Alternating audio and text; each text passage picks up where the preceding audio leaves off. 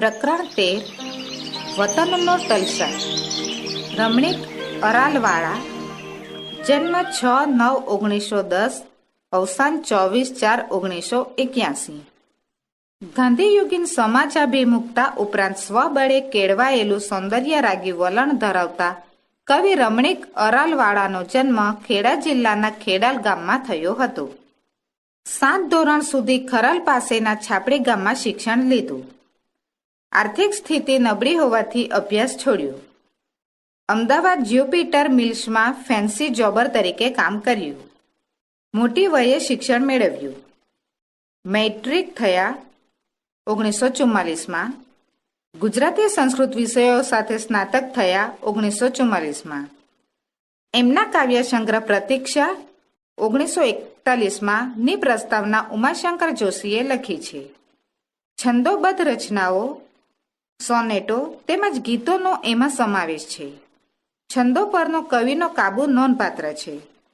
કાવ્યબાનીનું લાલિત્ય, પ્રૌઢ શૈલી, ભાવ સંવેદનાની ગંભીરતા એમની કવિતાના આકર્ષક લક્ષણો છે. નગીના વાડી 1941માં અને રસપોળી 1945માં બાળભોગ્ય કાવ્યો છે.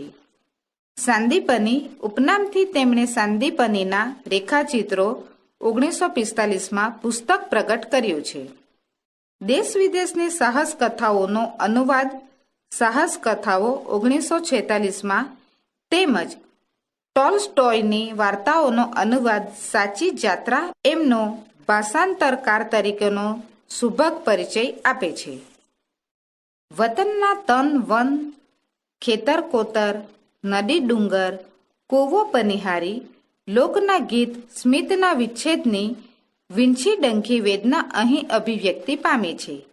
કવિને વતન વિરહનો કારી ઘા હાથે નહીં હૈયે લાગ્યો છે. તેનો ડંખ દેહને નહીં આત્માને પડ્યો છે અને તેથી જ વતન જવા પ્રાણ પછાડા નાખે છે. માં વછોયું બાળકને ધણ વછોયું ઢોરું જે તલખાટ અનુભવે, લગભગ તેવો જ તલસાટ કવિ સ્વયં અનુભવે છે. જીરવી જીરવાય નહીં, કોઈને કહેવાય નહીં, તલબાર સહેવાય નહીં તેવો તીવ્ર ઊંડો આ જુરાપો છે. જાણે કે ખુદની ત્વચા જાતે જ જાત વડે જ ઉતરાડાતી હોય તેવો ઘાટ સર્જાયો છે. માવડીનું મીઠું મોઢું ક્યાં ભાળીશ? જનની રહિત જન્મભૂમિથી અસંતુષ્ટ કવિને જનની સહિતની વિદેશ ભૂમિમાં પૂર્ણ પરિતોષ પામવાની ઝંખના છે.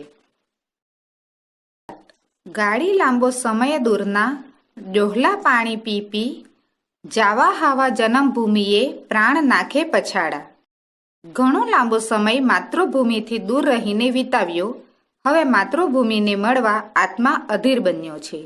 કૂવા કાંઠે કમર લડતી પાણીયારી રસાળા, ક્ષેત્ર ક્ષેત્રે અનિલ લહેરે ડોલતા અન્નપૂર્ણા. વતનમાં કૂવા કાંઠે પનિહારીઓની લચક, ફળદ્રુપ ખેતરોમાં પવનની લહેરો પાક ડોલે છે. હિંડોળંતા હરિત તૃણને ખંતીલા ખેડૂતોના, મીઠા ગીતો ગંભીર વડલા શંભુનું જીર્ણ દેરું. ખેતરોમાં લીલા ઘાસ લહેરાય છે. ખંતીલા ખેડૂતોના મીઠા ગીતો ગંભીર વડલા શંભુનું જીર્ણ દેરું પણ છે. વાગોળંતા ધણ ઉડી રહ્યો વાવટો વ્યોમ ગેરું, ઓછી ઓછી થતી ભગીની લંગોટિયા બાલ્ય ભેરું. વાગોળતા ધણ ભગવા રંગનો વાવટો આકાશમાં લહેરાય છે. ખૂબ વહાલ કરતી ભગની લંગોટિયા બાળમિત્રો પણ છે. ઝંખી નિંદ્રા મહી ઝબકતો, જાગતા નીંદ લેતો, ઘેલા હૈયા સહુય મળશે કિંતુ કાલાગ્નિમાંથી. એ જ ઝંખનામાં ઊંઘમાં પણ ઝબકીને જાગી જતો. ઘેલા હૈયા બધા જ મળશે પણ કાળરૂપી અગ્નિમાંથી. સંભાળેલા સ્મૃતિ સુમનના સારવેલા પરાગે, સિંચાયેલું અબની રખવું મોઢું ક્યાં માવડીનું. સંભાળીને રાખેલા માતાની યાદના સંસ્મરણો રૂપી સુમનથી સિંચાયેલું માતાનું મુખ હવે ક્યાં જોવા મળશે. વહલી તોયે જનની રહિતા જન્મભૂમિ ન તોશે, જીવું ઝંખી જનની સહિતા જન્મભૂમિ વિદેશે. કવિને જનની વિનાની જન્મભૂમિ સંતોષ આપતી નથી. વતનમાં જનની સાથેની જન્મભૂમિની જ તેની તમન્ના છે.